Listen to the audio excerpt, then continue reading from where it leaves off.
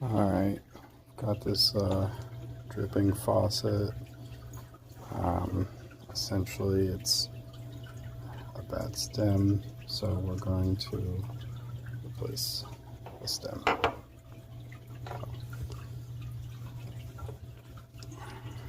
Before anything, you want to turn the water off.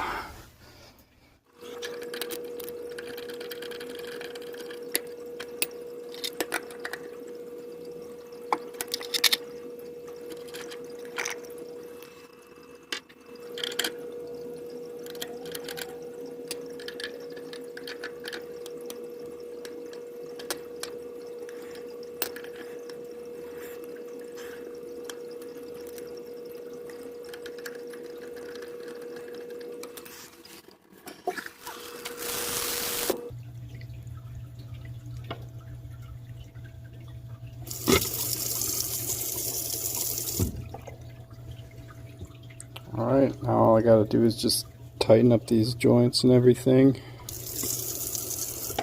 That's it.